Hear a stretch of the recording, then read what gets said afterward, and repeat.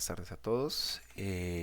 Como veníamos hablando en la clase pasada, vamos a tocar diferentes puntos en lo que es la infraestructura de AWS. AWS, Amazon Web Services, ¿cierto? Pues nos expone todo lo que son servicios de infraestructura en la nube. Como les venían contando en la sesión anterior, la idea es que ustedes aprendan a conocer temas de infraestructura en este curso, temas de networking en este curso y temas de arquitectura.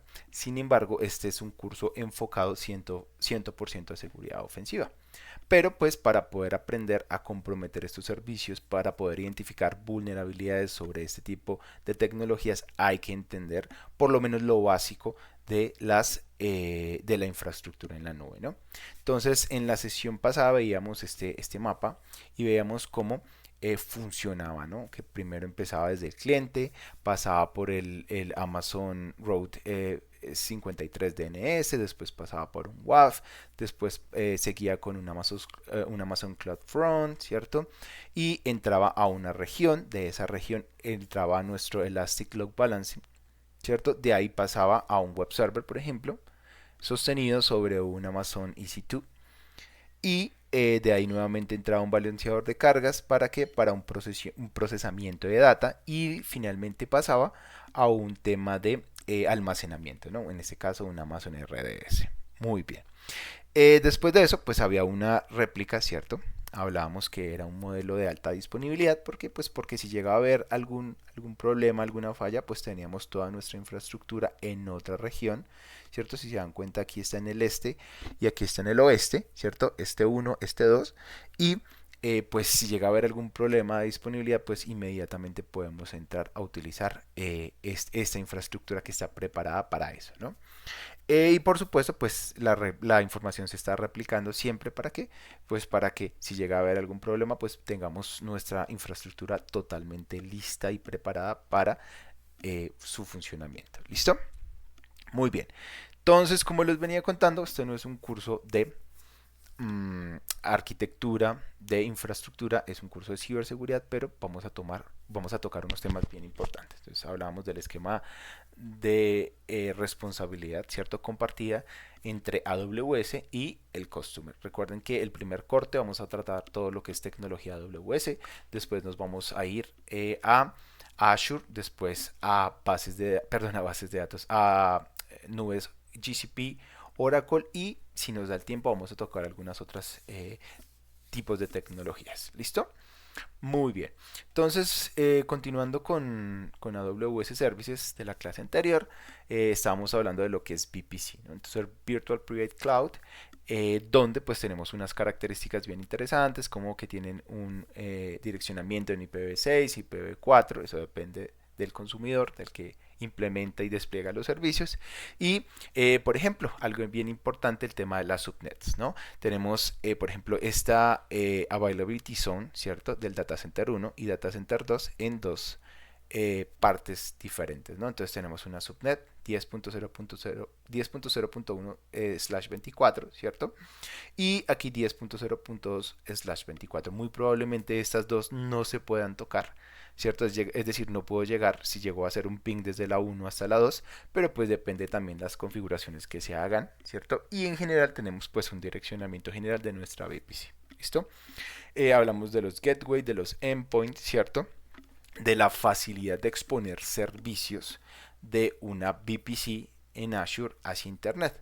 Es decir, antiguamente era un problema poder exponer un servicio a Internet. O más que un problema, era muy tardado. Hoy en día pues es dos clics y ya usted tiene un servidor a través de un puerto exponiendo una página web, un servicio de FTP, un servicio de email. Eso sí, como mejor lo preferamos, ¿no? Entonces habríamos hablado que podemos tener traffic mirroring, por ejemplo, que podemos copiar todo el tráfico a otra red y hacerlo pues, en paralelo, ¿no? Para ya sea temas de auditoría, ya sea para temas de continuo de negocio, ya sea para cualquier tipo de tema que usted necesite, va a poder implementarlo y va a ser mucho más fácil que hacerlo físicamente. Obviamente estamos hablando de ambientes virtuales, ¿no? Eh, habíamos hablado de conexiones VPN, conexiones de VPN es algo bien importante, ¿no? Que podemos tener tanto en un cliente y nuestro VPC. Y pues tenemos todo un tema de logs, flujo de logs para detección de vulnerabilidades, detección de problemas a nivel de tráfico, etcétera, etcétera. Sin embargo, quiero que no se olviden, aquí tengo abierto, permítame un segundo, y abrimos nuestro VMware, ¿no? Entonces recuerden que una Virtual Private Cloud, o mejor dicho, para ser más aterrizados, una Virtual Private Network puede ser implementada en cualquier lado que tenga pues un host, un hardware y un software que permite implementarlo, ¿no? Entonces en este caso, por ejemplo, yo tengo aquí un VMware y este VMware tiene varias máquinas, ¿cierto? Y varias VLANs. Pues segmentadas, ¿no? Pero lo que yo quiero que vean es que aquí yo tengo una Virtual Private Network. Internamente dentro de este host de Windows, como lo pueden ver, en este host de Windows yo tengo implementado una Virtual Private Network. ¿Cómo lo sé? Porque yo puedo ir aquí, ¿cierto? A Virtual Network Editor y efectivamente me dice, permítame aquí, hago las autorizaciones necesarias y me dice que efectivamente tengo una VNet 8 que está nateada, una VNet 1 que es un host only, muy probablemente para temas de análisis forenses, análisis de malware, para que no se vaya a propagar un malware, y puedo también tener una máquina en bridge, es decir, utilizar mi misma tarjeta de red física como si la máquina virtual fuera pues una máquina física, ¿no? Entonces va a poder salir el tráfico y entrar el tráfico a través de esa tarjeta de red, ¿no? O de esa infraestructura física que yo estoy implementando, ¿no? Entonces esa es la característica. Una vez sabemos que podemos desplegarlo en una estación de trabajo como esta, como es mi computador, mi laptop, mi ordenador, como quieran decirle, de mi casa, pues podemos entender que también lo podemos hacer a través de internet, a través de AWS, perdón, y por supuesto pues a través de internet. ¿Cuál es el beneficio? La velocidad, pues todo el tema de administración de datos va a ser mucho más eficiente, ¿listo? Y para algunos temas es mucho mejor utilizar tecnologías cloud, ¿listo? Ya vamos, más adelante vamos a ver cuáles son los problemas, las fortalezas, los beneficios de implementar tecnologías, ¿listo? De este tipo. Muy bien. Entonces, algo bien interesante que hay que tocar, no es muy común hablarlo. La verdad conozco una o dos empresas en Colombia que tienen este tipo de servicios implementados, pero es bien interesante que ustedes lo conozcan, perdón, es el AWS Direct Connect o para los amigos DX. Muy bien, entonces los sistemas de DX funcionan de esta manera o la tecnología funciona de esta manera. Entonces, cuando se tienen latencias, cuando se tienen problemas, ¿cierto? Al interconectar una infraestructura on-premise, ¿cierto? Y cuando se tienen problemas para interconectar ese servicio on-premise con un entorno en nube, lo que podemos hacer es implementar una AWS Direct Connect. Debo identificar una locación, ¿cierto? Para yo poder hacer esa conexión y una vez identifico esa locación física, puedo hacer una implementación totalmente virtual. Entonces yo puedo crear entre el servicio on-premise y el servicio cloud, puedo hacer una implementación de este tipo de tecnologías y me va a ayudar a transmitir información de manera mucho más rápida, mucho más eficiente. Es decir, yo puedo entrar todo por acá, por ejemplo, aquí puede estar mi salida a la nube y puede transmitirse, si así lo necesito, claro está, todo a través de on-premise y de on-premise, pues transferir toda la información hacia a mi Virtual Private Cloud, ¿cierto? A mi región que escogí para almacenamiento, procesamiento, transmisión de datos, ¿listo? O al revés, puedo tener aquí la salida AWS, que sería lo más factible realmente, y esa información entra a mi Virtual Private Cloud, ¿cierto? A mi región que escogí, lo administro ya sea con buckets, con instancias, con bases de datos, etcétera. Y finalmente toda esa información la puedo replicar, por ejemplo, a mi servicio on-premise. Ese sería un uso muy común. Entonces, las principales características es que provee una conexión dedicada, ¿listo? Virtualmente hablando, ¿cierto? Entre una VPC y un entorno on-premise, por ejemplo. ¿Listo? Otra cosa es que usted necesita configurar un Virtual Private Gateway en su Virtual Private Cloud. ¿Para qué? Pues para poder interconectar esas dos infraestructuras, ¿no? Puede acceder a través de, bueno, puede tener acceso público de S3, ¿cierto? Y de los Elastic Cloud Computing, ¿cierto? eh, Dentro de la misma conexión y básicamente hasta donde he visto y hasta donde tengo entendido, esto se utiliza para incrementar el ancho de banda, para mejorar latencias y para bajar costos. ¿Listo?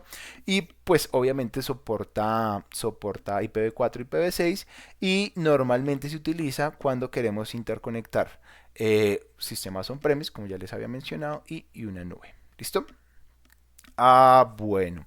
¿Qué más tenemos por aquí? Otro tema bien interesante son las Site-to-Site VPN. Las Site-to-Site VPN, como lo dice su nombre, funcionan para interconectar, por ejemplo, un entorno on-premise y un entorno nube, ¿cierto? Entonces, lo que yo puedo hacer es implementar este tipo de tecnologías para transferir datos tanto on-premise y cloud. Esto es muy común. Supongamos que aquí tenemos un banco y tenemos algunos servicios en la nube, pues yo puedo recibir alguna información por acá y transmitirla hacia mi entorno nube y viceversa, ¿no?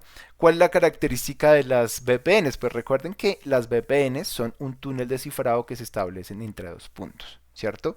Técnicamente hablando.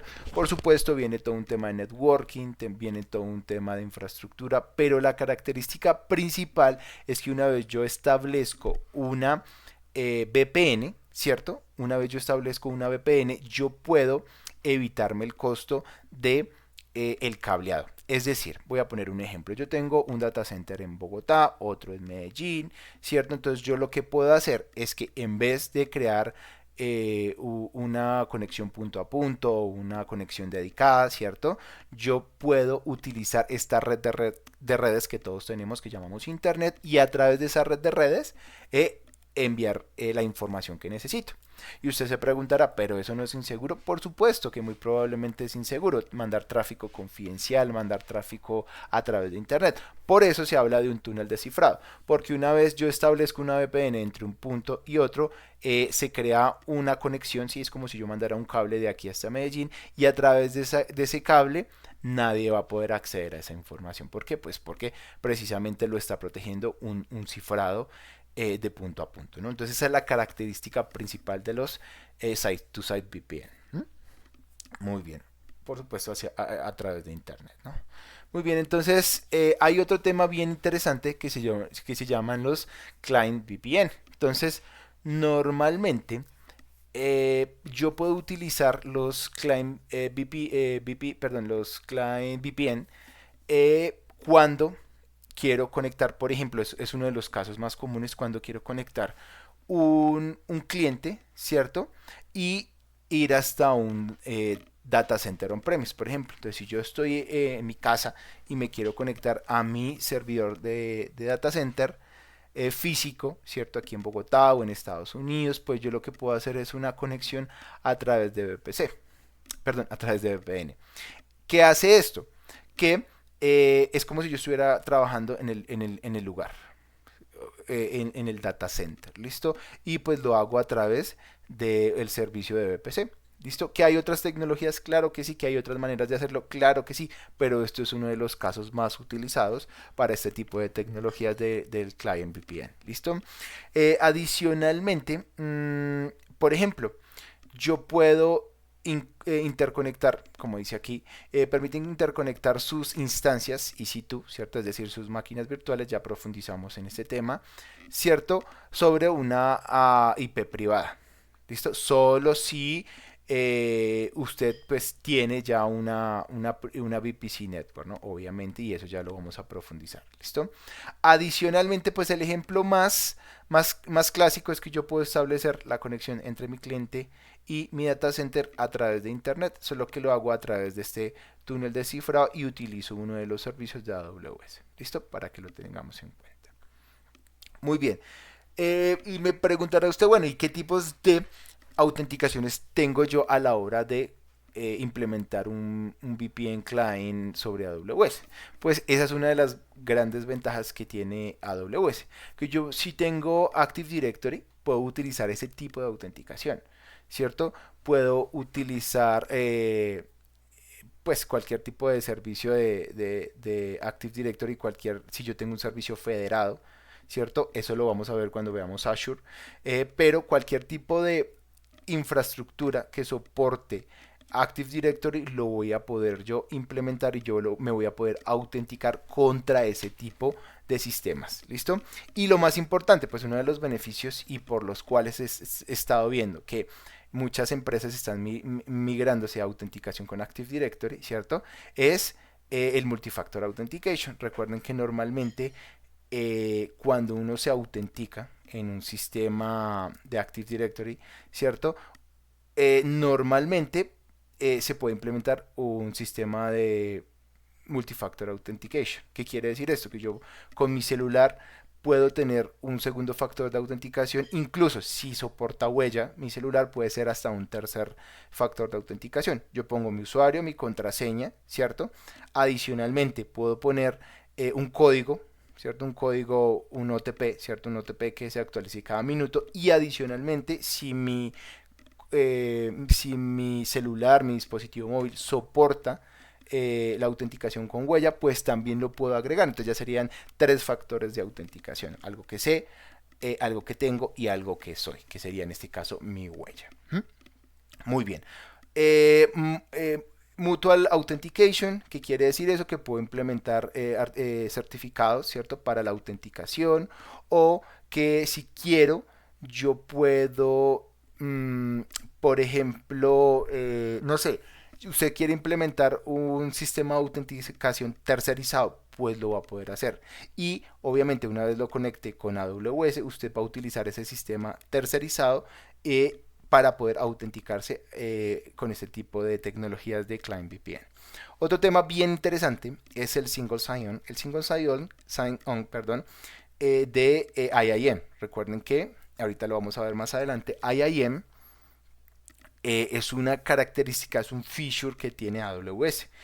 Y de hecho es a nivel de seguridad es el feature más importante porque es aquel que me permite identificar, ¿cierto? A los usuarios, identificar roles, identificar políticas para acceder a los servicios de AWS. ¿Listo? Entonces yo me voy a poder autenticar a través de SAML, por ejemplo, si así lo tengo configurado, o no sé, si definitivamente todo lo quiero hacer a través de una autenticación con AWS, pues lo puedo hacer directamente con el set de autenticación de AWS. Muy bien. AWS Direct Connect y Site-to-Site VPN. Pues como les venía contando ahorita, AWS Direct Connect en el slide anterior es un servicio, ¿cierto? Para, por ejemplo, conectar un servicio on-premise y un servicio en la nube, ¿no? Pues aparte de implementar un servicio de AWS Direct Connect, yo también puedo implementar al mismo tiempo un esquema site-to-site de VPN. Es como la mezcla de los dos, básicamente. ¿Listo? Implementó un túnel de cifrado, pero luego a través de AWS Direct Connect. Entonces es una ventaja. ¿Por qué? Pues porque normalmente las VPNs tienen bastante latencia, ¿cierto? Y para temas muy específicos, si necesito un alto ancho de banda, pues puedo utilizar AWS Direct Connect y adicionalmente implemento una VPN para qué? Para garantizar que la información que se envía de un punto al otro está siendo cifrada, básicamente. ¿Listo? Este es bien interesante, AWS DNS o Route 53, ¿cierto? Básicamente es el servicio por defecto de DNS de AWS. ¿Listo? Entonces, ¿qué es un servicio? Es un servicio de DNS, es un servicio que nos permite convertir IPs en nombres de dominio y viceversa. Entonces, cuando yo pongo google.com, ¿cierto? En mi navegador, pues internamente primero va a haber un servicio de DNS, esa petición va a ir a un servidor de DNS, ese servidor de DNS va a tener una tabla y esa tabla me va a convertir esa dirección en la IP a donde tiene que apuntar. Entonces, internamente el navegador apunta hacia la dirección, ¿cierto? Y se consume el servicio, por ejemplo, de Google. Sin embargo, cuando hablamos de, pues, resolución de DNS, ¿no? Normalmente tenemos dos características o dos escenarios bien particulares. El primero es el clásico, donde yo tengo, por ejemplo, mi instancia, mi máquina virtual, ¿cierto? Y voy a hacer una petición www.google.com. Entonces aquí mi servicio de resolución de nombres de dominio, ¿cierto? Pues me va a decir, vea, esta es la IP, ¿cierto? O bueno, normalmente, para tener claridad, normalmente el servicio de DNS apunta en esta dirección. Esta es una dirección estática que normalmente se maneja, ¿cierto? Y lo que va a hacer es resolverme la dirección de google.com. Ah, ok. ¿Cuál es la dirección de google.com? Entonces me dice, la dirección de google.com es la tal, tal, tal, tal. Listo. Me la devuelve, pero lo hizo internamente. Listo. Una vez yo tengo la información, ya puedo salir a internet y consumir el servicio de Google. ¿Se dan cuenta?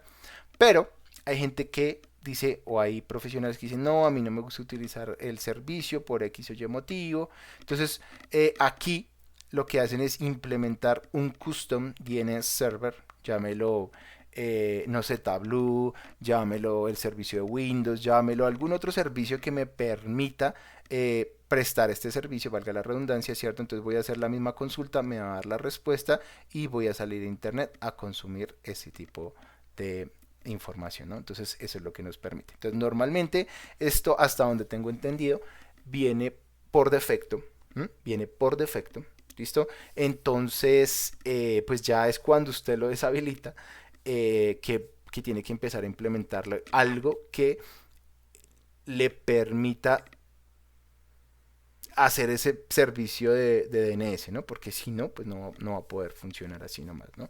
Internamente ya está desplegado por defecto, pero usted puede modificarlo a su gusto. Listo, déjeme ver aquí qué más se nos escapa. La IP estática. Y bueno, normalmente eso está soportado sobre IPv4, ¿no? Listo. Creo que con eso no nos tenemos que tocar nada más. Es un servicio de resolución de nombres de dominio. AWS CloudFront. AWS CloudFront es un sistema, un servicio más que sistema, porque pues internamente es, o externamente mejor, es un servicio que es bien interesante. Si alguna vez se ha preguntado por qué Internet es tan rápido, pues no se le vemos a AWS CloudFront, pero sí a la tecnología que está detrás, que es el Content Delivery Network. Entonces, el Content Delivery Network es un servicio geográficamente distribuido, ¿cierto? De servidores que tienen cachada mucha información. Es decir, si ustedes quieren consultar una página en China, por decir algún ejemplo loco, y esa página pues obviamente de aquí hasta China, pues siempre hay una distancia considerable, ¿no? Entonces, en vez de ir hasta China, pues vamos a consultarlo en un servidor más cercano. Voy a decir algo, Brasil, Venezuela, no sé. Y ahí va a estar cachada esa información. Entonces, todo lo que son páginas web, todo lo que son JavaScript files o, bueno, archivos JavaScript, ¿cierto? Hojas de estilo, imágenes y videos van a ser consultados ahí. ¿Listo? ¿Para qué? Para que efectivamente la información viaje más rápidamente. Entonces uno dice, uy, pero ¿cómo es posible que yo consulte esta información hasta China, hasta Japón, de manera tan eficiente, ¿no?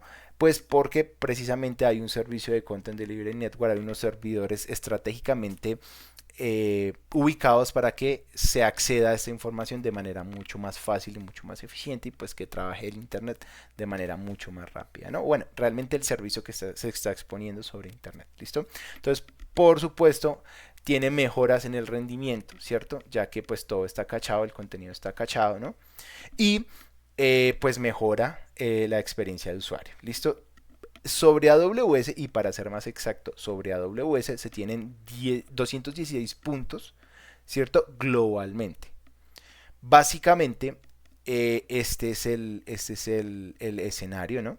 Entonces, este es el escenario que podemos encontrar en AWS, donde están los 216 puntos a nivel mundial. ¿Para qué? Pues obviamente para tener mucha más velocidad a la hora de desplegar servicios, por ejemplo servicios web, páginas web, ¿cierto? Temas de streaming, todo este tema que hoy es tan full, entonces pues es importante conocerlo. Bueno, ok. AWS Network Firewall. Bueno, entonces ya entramos a temas de seguridad un poco más comunes, ¿no? Porque pues un firewall normalmente ya lo conocemos cuando hacemos cualquier curso de ciberseguridad. Pero entonces vamos a ver algunas características del AWS Network Firewall en este tipo de tecnologías. Entonces, lo primero, protege enteramente, ¿cierto? La VPC. Entonces, una vez usted crea una VPC y empieza a hacer una distribución de subnets y empieza a hacer una distribución de zonas y empieza a implementar toda su infraestructura, ¿cierto? Usted va a estar protegido. Ya vamos a ver cómo funciona internamente, ¿no? Entonces, básicamente va a proteger todo este tipo de tecnologías que estamos exponiendo, ¿cierto?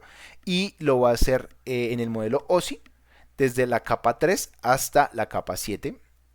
Aquí les tengo un ejemplo. Entonces todo lo que es networking, Transport Session Presentation Application, es decir, IP, ARP, ICMP, TCP, UDP, HTTP, HTTPS, FTP, DHCP, PNG, todas estas capas las va a proteger.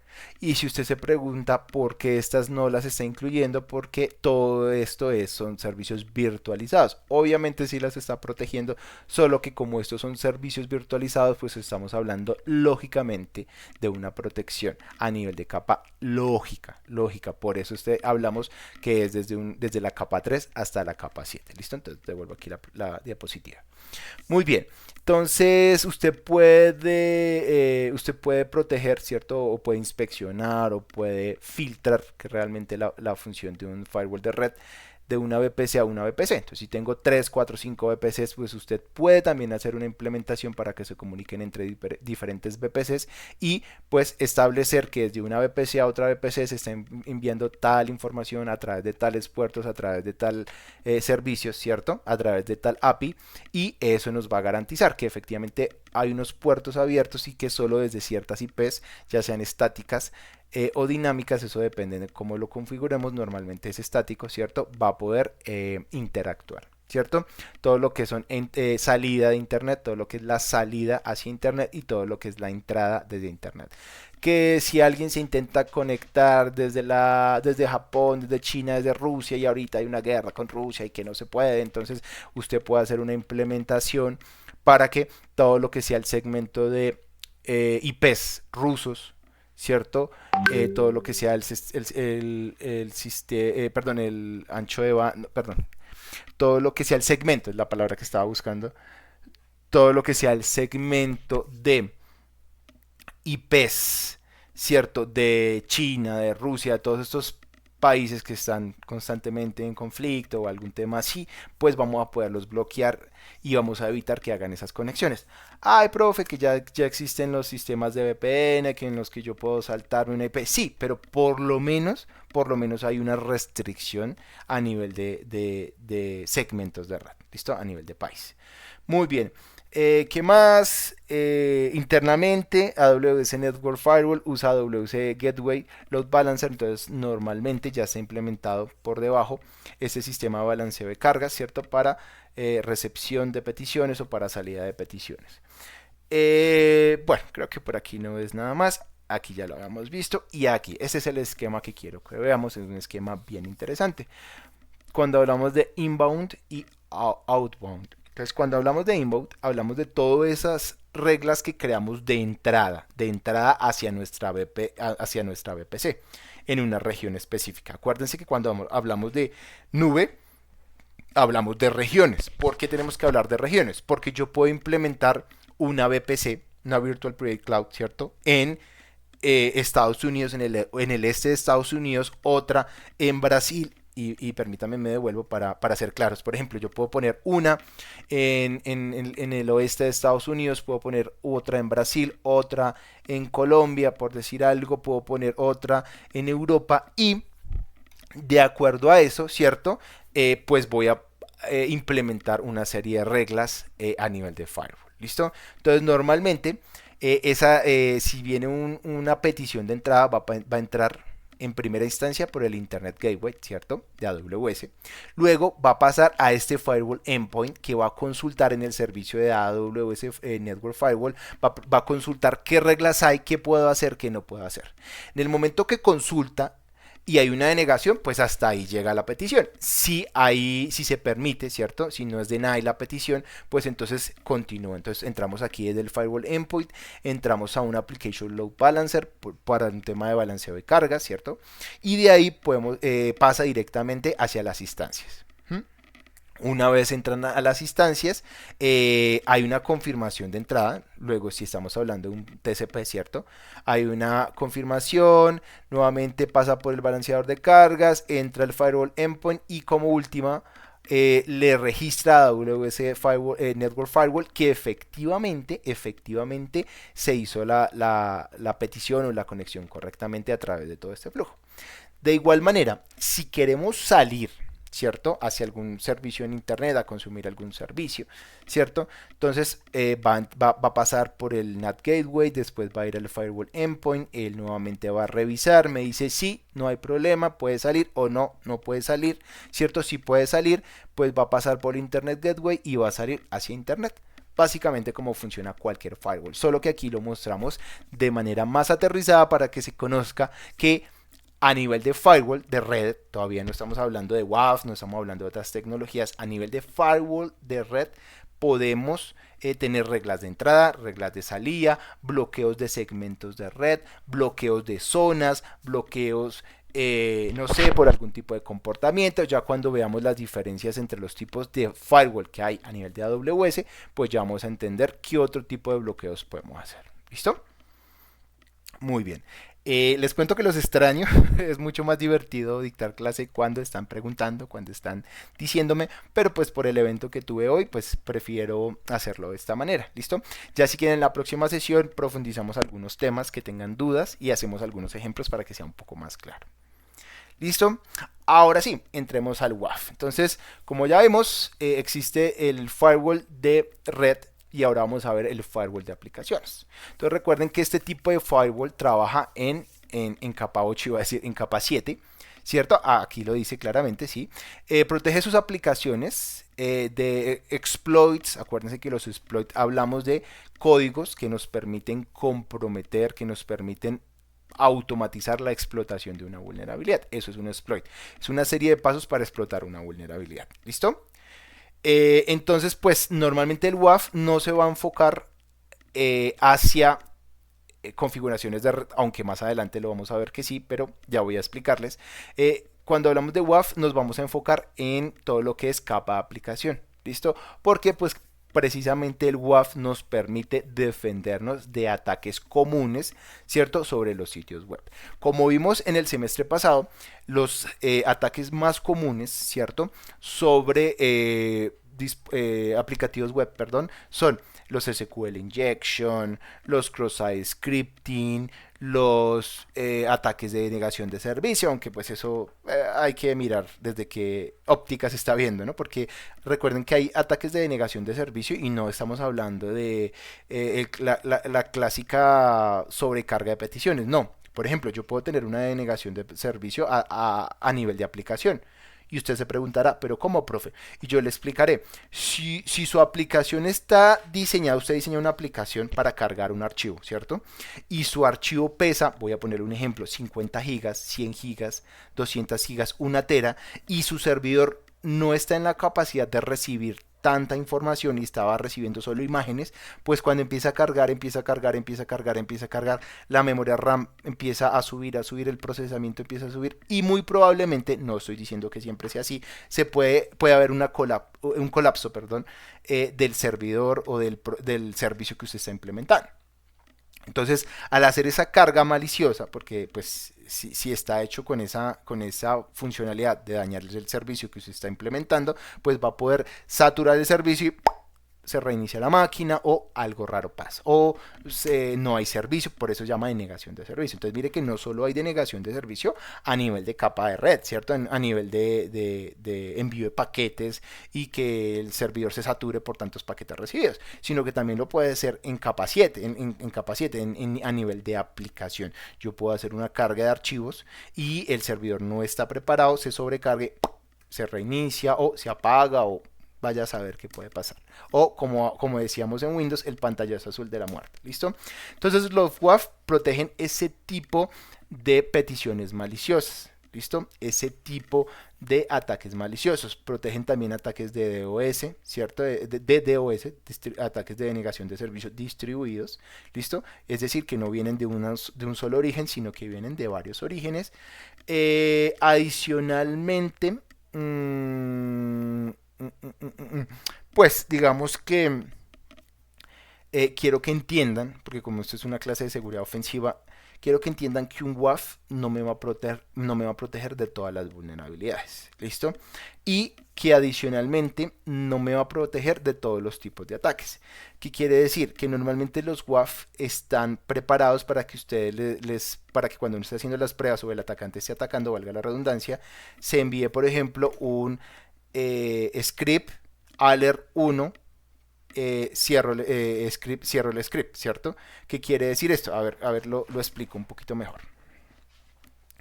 Windows R, Notepad, que voy a abrir un momentico entonces aquí voy a ampliar un poquito. Entonces, ¿cuál sería un ataque clásico de Cross-Site Script? Entonces yo tengo aquí script, y aquí tengo script, ¿cierto? Y aquí le voy a poner un alert, ¿cierto? Entonces, muy probablemente, y de acuerdo a qué tan actualizado esté el WAF, ¿cierto? Ese ataque obviamente lo va a poder detectar. Pero si yo, por ejemplo, hago esto,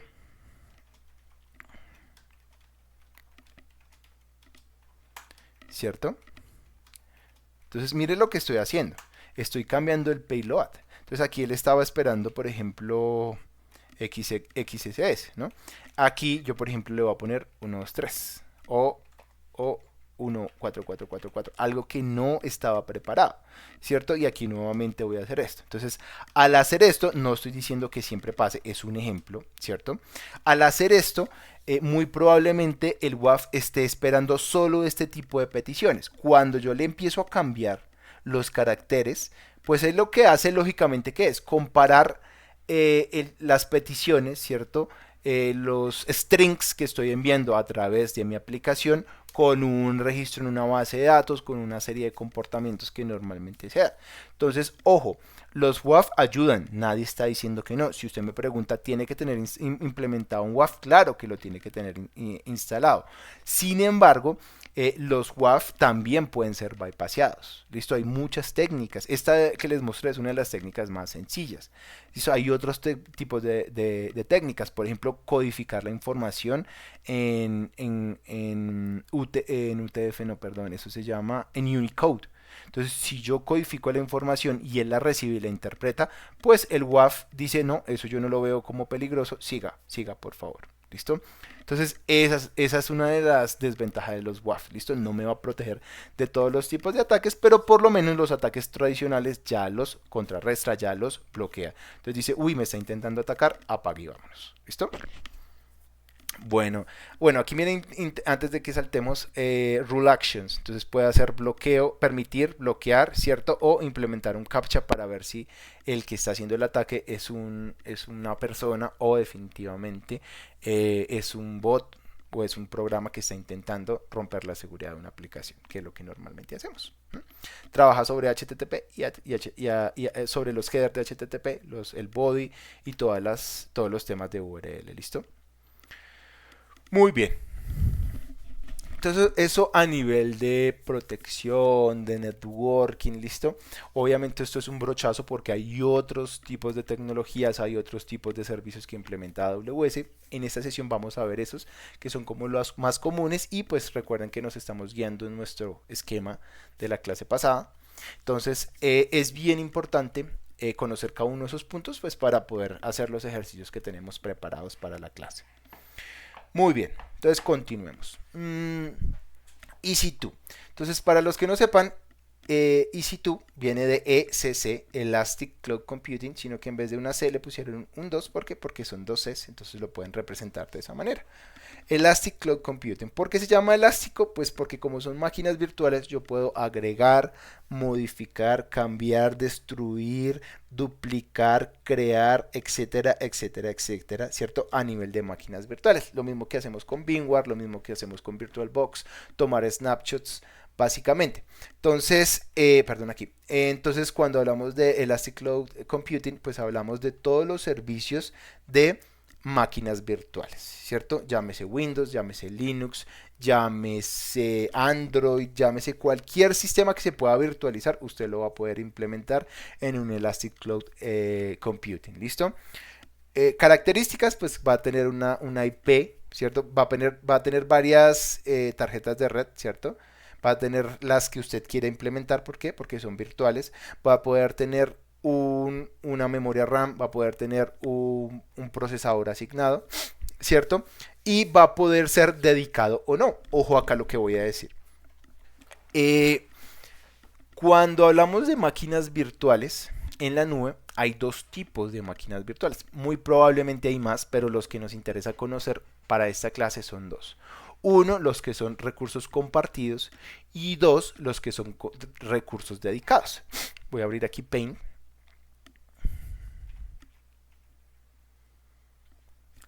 Entonces, cuando hablamos de, y voy a copiar aquí esto. Denme un segundo. ¿Listo? Denme aquí un segundo. Entonces, cuando hablamos de este tipo de tecnologías, uy, eso se ve horrible, control V. Bueno, dejémoslo así. Quiero que entiendan que hay dos tipos de recursos computacionales. ¿Listo? Entonces, cuando hablamos de servicios dedicados, ojo que estoy llamando o invocando los servicios dedicados, ¿cierto? Entonces, miren lo que pasa. Entonces, aquí yo voy a tener de rojo el... Ups, devolvámoslo un segundo. Un segundo y lo cuadramos aquí bien interesante. Todos los otros servicios que necesitamos. Listo. Entonces, ojo, cuando hablamos de servicios dedicados, hablamos que tengo un procesador, tengo una memoria RAM y tengo otro tipo de recursos de red que yo voy a utilizar. ¿Listo? La característica es que esto que ustedes ven acá, estas 16 gigas, 64 gigas de memoria RAM, estos, no sé, 20, 40 GHz que yo estoy implementando a nivel de procesamiento, ¿cierto? Van a estar totalmente disponibles para este servicio, ¿cierto? Sin embargo, cuando hablamos de computación distribuida, estamos hablando de que esas mismas características, y me voy a robar aquí esto para que sea más práctico, dame un segundo.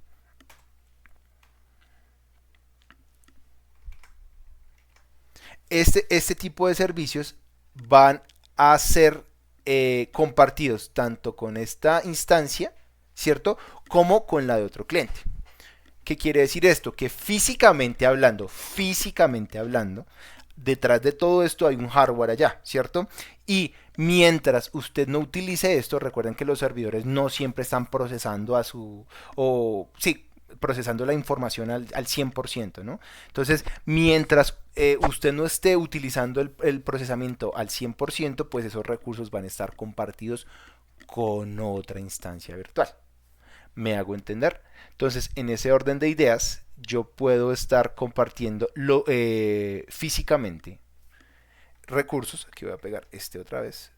Voy a poder estar compartiendo ese recurso con otra empresa o con otra, es más, con otro tipo de servicios, ¿cierto? Voy a volver a romper esto y les explico nuevamente. Entonces, para aclarar, cuando hablamos de dedicado, el procesador, la memoria RAM y cualquier otro tipo de pool de servicios que necesite nuestra instancia va a ser dedicada. ¿Listo? Sin embargo, cuando hablamos de procesamiento compartido, entonces este procesamiento va a estar compartido con este y con este nuevamente. ¿Listo? Entonces, cuando aquí no esté utilizando el 100% de los recursos y baja porque en ese momento no hubo ninguna petición, porque en ese momento, no sé, no se está consumiendo todo el servicio, pues ese recurso compartido va a utilizarse por otra máquina. ¿Cierto? Y de la misma manera, cuando estos dos no estén utilizando ese servicio, ¿cierto? Pues va a ser utilizado por un tercero y así sucesivamente. Esa es la diferencia. Pues en grandes rasgos, obviamente esto tiene todo un profundo más, pero es para que ustedes entiendan que hay servicios dedicados y servicios compartidos. Los servicios dedicados pues tienen un pool de recursos que está siempre disponible para uno. Cuando hablamos de servicios compartidos es un servicio que usted no lo nota, pero internamente cuando su procesamiento, cuando su máquina de Windows, cuando su máquina de Linux, su servidor Ubuntu, ¿cierto? No está utilizando el procesamiento al 100%, pues ese otro porcentaje que no tiene ahí lo va a poder estar usando otra máquina en algún otro proceso. ¿Me hago entender? Esas son las ventajas de la nube y por eso es que las nubes se vuelven tan rentables, porque parten de la premisa de que los servidores no siempre se están utilizando, ¿cierto? Y por eso fue la evolución realmente del servidor físico al virtual, porque si yo en un servidor físico lo tenía ahí prendido, me estaba consumiendo electricidad, me estaba consumiendo recursos, ¿cierto? Yo podía implementar varias máquinas virtuales y sobre esas varias máquinas virtuales pues estar procesando. Y cuando una no procesa, pues se le da los recursos a la otra y así sucesivamente. Ahora bien, después de la virtualización vino otra capa más arriba. Acuérdense que vino todo el tema de lo que se llama los contenedores, ¿no?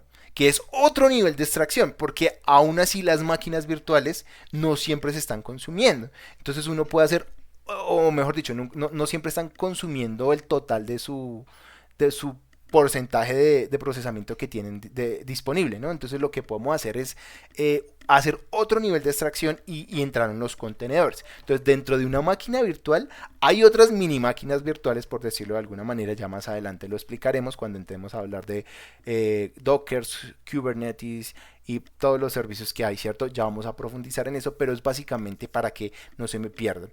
Viene el hardware, viene el software, ¿cierto? El sistema operativo, después viene los hipervirtualizadores, sobre eso vienen las máquinas virtuales y sobre esas máquinas virtuales se crea otro nivel de abstracción que se llaman los contenedores, que vinieron a solucionar otro tipo de problemas. ¿Listo? Pero es básicamente el ejemplo. Muy bien, entonces eso es un Elastic Cloud Computing, básicamente es una máquina virtual y esta máquina virtual puede tener recursos dedicados o compartidos. ¿Listo? Muy bien.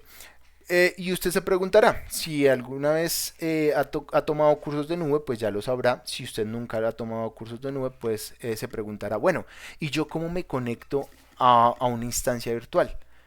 ¿Abro un puerto sobre internet y me conecto? No, ese no debe ser el caso. Ese debe ser la última opción y debe ser porque, no sé, hubo un problema y no se pudo solucionar. ¿Listo? Pero normalmente lo hacemos a través de... mmm, a través de certificados digitales, ¿cierto? Entonces, como veíamos el semestre pasado, ahí en un brochazo que vemos de criptografía, hay criptografías de clave pública y privada, ¿cierto? Ya me acordé. Hay cifrados simétricos y asimétricos. Entonces, cuando hablamos de cifrados simétricos, hablamos de esos cifrados que yo necesito una llave para cifrar y descifrar la información. Y cuando hablamos de cifrados asimétricos, hablamos de dos llaves. Una llave privada, valga la redundancia, es privada, nadie la puede ver. Y una llave pública, cualquiera la puede ver, pero no va a poder hacer nada. Entonces, normalmente con la llave pública se cifra la información y con la llave privada se descifra esa información. Entonces, para poderse conectar a una instancia de S2, lo que se hace es precisamente dentro de la suite de AWS, eso lo vamos a ver más adelante cuando entremos ya a meterle mano a los laboratorios, lo que se hace normalmente es crear una llave, ¿cierto? Entonces se crea una llave y normalmente se va a guardar por ejemplo, para Linux, en este lugar. Se almacena en .ssh. Esta vergurilla quiere decir que estamos en el home del usuario. ¿Listo? Entonces voy a poner un ejemplo.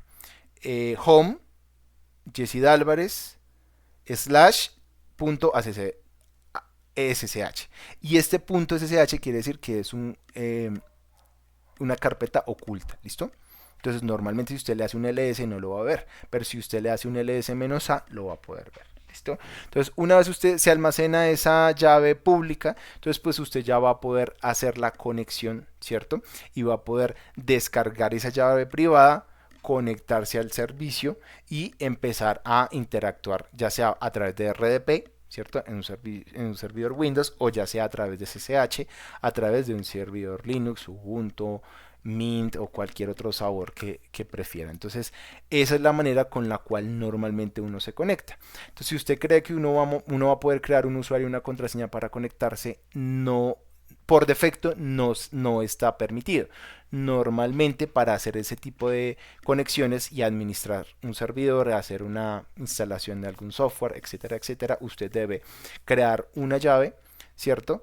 Clic derecho, crear llave, y él le va a descargar una llave privada, y con esa llave privada usted va a poder conectarse a ese servicio, ¿cierto? Y va a poder administrarlo, va a poder jugar con él. ¿Listo? Entonces, características importantes. Por supuesto, como estamos hablando de una infraestructura PKI o una infraestructura eh, o una seguridad o un cifrado asimétrico, usted debe mantener la llave privada segura. Usted no puede publicarla de ninguna manera, no puede dejarla en un repositorio, porque si alguien tiene esa llave privada, pues muy probablemente, y de acuerdo a los permisos que tenga a nivel de firewall, va a poder conectarse a esa instancia. ¿Listo? Adicionalmente, pues usted puede crear llaves, todas las llaves que usted quiera, usted las puede crear, tantas necesite, obviamente, dada la necesidad que se tenga para la empresa de acceder a esa instancia virtual, ¿no? Usted puede, bueno, lo que nos dice acá, usted puede crear llaves key pair por fuera de AWS y cargarlas después. Entonces, como ustedes saben, uno puede entrar, por ejemplo, a Kali Linux o cualquier sistema Linux y crear un conjunto de llaves, ¿cierto? Lo que nos está diciendo aquí es que no solo a través de la consola de AWS usted puede implementar una llave. Usted también puede coger su Kali Linux, usted también puede coger eh, su servidor Ubuntu y crear un par de llaves y subirlas. Si usted las sube y la aloja aquí en Authorized Keys, ya usted tiene acceso, que es una de las vulnerabilidades que tenemos. Eso lo vamos a ver más adelante cuando empecemos a ver vulnerabilidades, perdón, sobre pues AWS. ¿Listo? Y pues se pueden implementar los dos tipos de llaves más comunes, que son los ED 25519 y los RCA de 2048 bits. ¿Listo? Esos dos tipos de llaves son soportadas, que son como las más seguras que se conoce hasta el momento. Bueno, aunque hay unas más grandes, ¿no? De 4000 y pico, pero no viene el caso. Entonces, una pregunta muy común que nos hacen es, ¿qué pasa si un EC2 key, o sea, la llave, esa llave privada es expuesta? ¿Qué pasa? ¿Qué pasaría? Normalmente lo que pasa es que pues nos fregamos. Lo que pasa es que si esa llave es pública de alguna manera, se publica de alguna manera por error, nos hackean, nos comprometen un servidor y ahí estaba la llave, pues apague y vámonos, porque nos van a comprometer ese servidor. ¿Listo? Sin embargo, obviamente, si por ejemplo el atacante compromete la llave y quiere hacerlo desde un servidor, no sé, o desde un IP en España, y resulta que nuestra infraestructura tiene un firewall que ya vimos implementado, ¿cierto? Y permite solo conexiones desde Colombia, pues él le va a tocar empezar a probar a saltar entre países a ver desde dónde puede hacer la conexión. O peor aún, si solo se puede hacer desde una IP fija, que es lo que pasa con muchos administradores de nube que dicen, esta es mi casa, este es mi router y yo aquí establecí con mi proveedor de servicios de internet una IP fija, ¿cierto? Entonces pues no va a poder hacer mucho, ¿cierto? O va a tener que utilizar otras técnicas para poderse saltar esos controles, porque a nivel de firewall no va a permitir hacer una conexión. ¿Listo? ¿Por qué? Pues porque precisamente hay un bloqueo a nivel de firewall, por eso es tan importante el firewall de red. Muy bien, entonces, ¿qué pasa si se pierde una de estas llaves, se publica por error, alguien la descargó, nos comprometieron? Pues lo primero que hay que hacer, señores ingenieros, y esto por eso lo puse acá, porque esto es regla de oro, remover todas las llaves públicas que hay dentro de la ruta SSH, Authorized File, Authorized Key, Authorized Keys file, ¿cierto? Entonces hay que definitivamente eliminarlas por defecto todas y vuélvalas a crear y vuélvalas y asígnelas a las personas o a los servicios que se conectaban. ¿Listo? Y por supuesto cree un nuevo par de llaves para todos los que necesiten hacer la conexión. ¿Listo? De esa manera, al no existir la llave pública, pues no se va a poder cifrar la información, ¿cierto? Que se envía, la información inicial, y por tanto pues no se va a poder hacer una conexión SSH para la administración del servicio. No sé si es claro, de todas maneras, pues si tienen alguna duda, ahorita vienen los labs, los laboratorios, y ahorita viene, pues entre 8 días tenemos nuestra sesión de seguimiento, ¿listo? Entonces podemos avanzar ahí. Aquí, ¿qué sigue? Bueno, nuevamente, ¿no? Todos los intentos de conexión, esto lo vamos a ver más profundamente cuando veamos CloudTrail, ¿cierto? Que es otro servicio. Acuérdense que aquí lo que vemos en AWS Services o Amazon Web Services son servicios, ¿no? Servicios que presta la empresa para qué? Para nosotros implementar nuestros servicios, nuestra infraestructura. Entonces, cuando pasan este tipo de eventos, es bien importante entender que todo queda registrado, y más si usted tiene un servicio dedicado como CloudTrail habilitado. Entonces, a la hora de hacer ese tipo de implementaciones, a la hora de hacer ese tipo de correcciones por algún evento, de remediaciones, de fix, como se le dice en inglés también, pues todo eso va a quedar en un log de eventos y es importante que lo tengan en cuenta. Cuando ya empecemos a hacer ataques, vamos a conocer que todo lo que nosotros hagamos, porque nosotros normalmente no vamos a atacar los... No vamos a atacar los que... no vamos a atacar a través de interfaces gráficas, ¿no? Nosotros vamos a utilizar los CLI o los client de consola para hacer este tipo de ataques. ¿Por qué? Porque normalmente son los que menos se monitorean. Entonces, por eso lo traigo aquí a colación. Entonces, es bien importante que entiendan que todo va a ser monitoreado y una empresa, entre más servicios tenga implementado, afortunadamente para AWS porque genera más ganancias, desafortunadamente para nosotros porque vamos a tener que pagar más, ¿cierto? Pues va a estar mucho más monitoreado, va a ser mucho más transparente todo lo que pasa a nivel de la infraestructura, que es uno de los problemas más grandes que tenemos a nivel de on-premise y cloud, que no sabemos qué está pasando dentro de nuestras infraestructuras. Podemos tener un atacante ahí durante semanas, durante meses y nadie se dio cuenta, solo cuando nos robaron la información, solo cuando hubo la fuga de información, solo cuando empezaron a extorsionarnos, cuando nos cifraron la data, etcétera, etcétera, etcétera. ¿Listo? Muy bien. Uy, ese ahí quedó como mal, perdón, creo que lo fui a duplicar. Bueno, otro tema bien interesante, después de que saltamos de infraestructura como servicio, todo lo que es EC2, ¿cierto? Que son máquinas virtuales, servidores virtualizados, ¿cierto? Entramos a un ejemplo de plataforma como servicio bien común. Este es el caballito de carreras cuando hablamos de plataformas como servicio. ¿Por qué? Porque es que las bases de datos son un ejemplo perfecto para explicar lo que es la plataforma como servicio. ¿Listo? Voy a volverlo a explicar porque en la clase anterior me dijeron que no había quedado claro. Esto acá le vamos a dar nuevo, le decimos que no vamos a guardar, nos vamos a robar esta imagen de RDS, ¿sí? Y lo voy a explicar, ¿listo?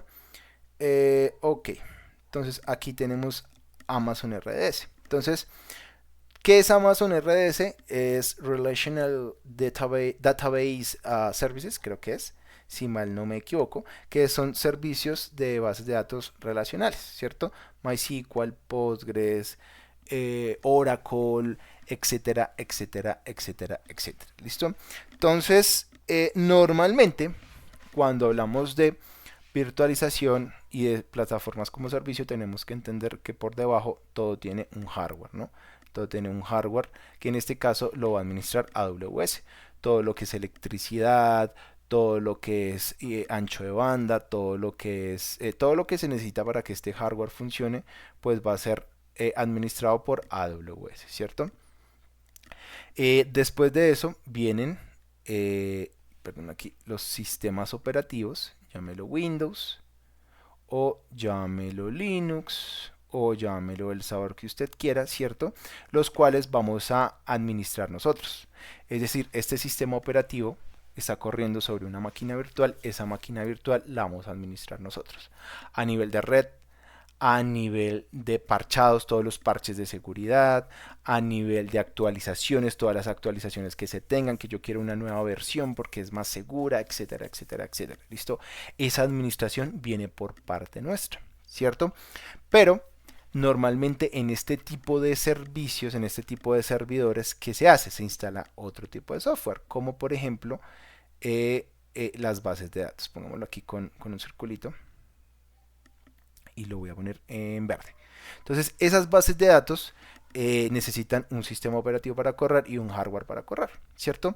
Pero cuando estamos hablando de infraestructura de plataformas como servicio, realmente, ¿cierto? De ese tipo de esquema de servicio, entonces ya nos olvidamos de todo esto.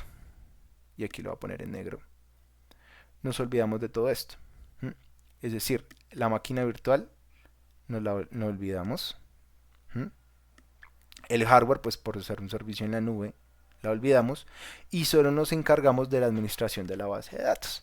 ¿Qué necesito para administrar una base de datos? Necesito, por ejemplo, necesito actualizar la base de datos. Entonces necesito hacer el update y el upgrade. Creo que es upgrade, perdón, ahí me falló el español. Creo que sí, update y upgrade de la base de datos. ¿Quién la tiene que hacer? Pues el que administra esta plataforma como servicio. Tenemos que tener todo un tema para poder acceder a este sitio necesitamos unos usuarios, users y passwords, ¿cierto? Entonces eso también, esa administración la vamos a hacer nosotros. Otra vez. La IP, la dirección. Que aquí necesito una IP 10.10.1.1. Ok, esa IP también la tenemos que configurar nosotros. Realmente no es que nosotros la asignemos, pero si queremos lo podemos hacer dependiendo del esquema que estemos manejando. Pero lo que quiero que entiendan es que esta base de datos va a ser administrada como cualquier otra base de datos. Aquí debe haber un DBA para administrar esta base de datos, ¿cierto? Que hay que hacerle imports a la base de datos. Pues también tenemos que encargarnos de los imports y los exports de la base de datos. ¿Listo? Perdón, ahí sí meto algún dedo mal. ¿Listo? Tenemos que hacer, no sé, los select, ¿cierto? Tenemos que hacer los CRUD, pues para ser más específicos. Todo lo que es administración, todo lo que tenga que ver con base de datos, pues lo vamos a hacer. Pero lo que es la administración del servicio del sistema operativo y por supuesto la administración del hardware no se va a tener en cuenta. Por lo tanto, cuando yo despliego un Amazon RDS, ¿cierto? Un servicio de Amazon RDS, solo me encargo de la actualización, de los usuarios, de los direccionamientos, de que esté accesible a través de firewall para una o varias VPCs, ¿cierto? De que si tengo otro servicio, ¿cierto? Una instancia por acá, un S2 por acá y se quiera conectar, pues a nivel de firewall tenga acceso a través de un puerto, ¿cierto? Entonces, pues obviamente internamente sabemos que podemos habilitar diferentes tipos de puertos, pero pues para el ejemplo acá, por ejemplo, que si es MySQL, entonces si es MySQL yo tengo un 3306, que si es SQL Server un 1433, no, que la máquina, que es un servidor Redis 6379, que es un Postgres un 5432, que es un Oracle, que no, que es definitivamente es una máquina Oracle en 1521, listo. Esos son puertos por defecto, no quiere decir que siempre sea así, pero como estamos hablando internamente, pues normalmente se manejan los puertos por defecto, listo. Y aquí me salté uno. Listo. Entonces eso es lo que quiero que entiendan.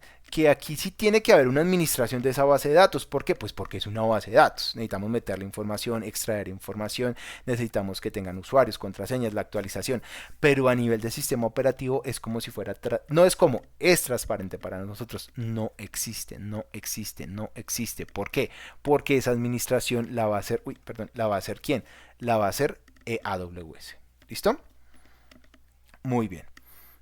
Ese es el tema con las plataformas como servicio. ¿Listo? Son plataformas que o son servicios en los cuales usted solo se encarga de administrar como tal el servicio, valga la redundancia, la base de datos, el servidor IIS, el Nginx, el Apache, no sé, el Glassfish, lo que usted quiera implementar, ¿listo?